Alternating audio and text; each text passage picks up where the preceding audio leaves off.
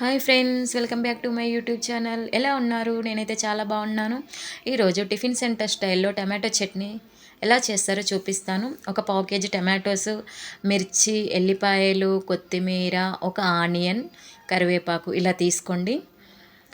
మనం ఇప్పుడు ఒక బౌల్ పెట్టేసుకొని అందులో 2 స్పూన్ల ఆయిల్ వేసుకొని మనం కట్ చేసి పెట్టుకున్న టమాటో ముక్కల్ని కూడా ఇందులో వేసుకొని మూత పెట్టేసుకోవాలండి. ఈ టమాటో ముక్కలు మెత్తగా ఉడకనవసరం లేదండి. ఒక 5 మినిట్స్ ఉంచితే సరిపోతుంది. అవి ఉడికే అంతలోపు పక్కకి ఒక కడాయి లాంటిది తీసుకొని అందులో 2 స్పూన్ల ఆయిల్ వేసుకొని, ఆయిల్ వేడయ్యాక మిర్చి, ఆనియన్, కరివేపాకు, ఎల్లిపాయలు ఇవన్నీ కూడా వేసుకోండి.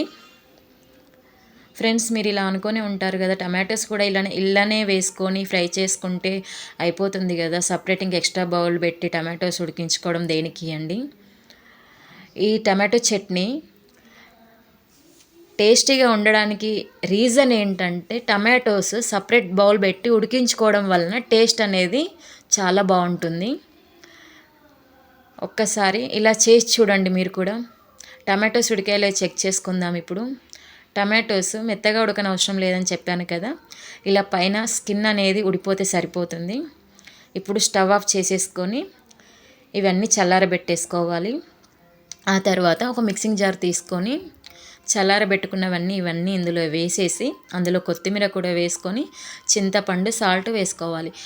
మీ ఊళ్ళో టమాటోస్ మీ దగ్గర ఉన్నవి పుల్లగా ఉన్నట్లయితే చింతపండు అవసరం లేదండి. సో ఈ చట్నీలోకి ఇప్పుడు మనం పోపు వేసుకుందాము. ఆయిల్ వేడయ్యాక శనగపప్పు, మినపగుండ్లు, జీలకర్ర, ఆవాలు, కరివేపాకు, ఎండుమిరపకాయలు ఇవన్నీ కూడా వేసుకొని మంచిగా ఫ్రై చేసుకోవాలి. తర్వాత చట్నీలో కలుపుకోవడమే అండి. ఇంకా పోపు చట్నీ రెడీ అయిపోయినట్టే. నా వీడియో మీకు నచ్చితే లైక్ చేయండి, షేర్ చేయండి, సబ్స్క్రైబ్ చేయండి.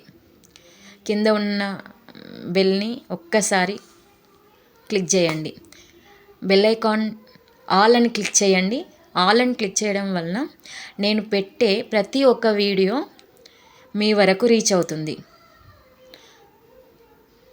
ఓకే ఫ్రెండ్స్, ఈ వీడియో అయితే మీకు నచ్చుతుందని అనుకుంటాను. ఒక్కసారి ఇలా ట్రై చేయండి.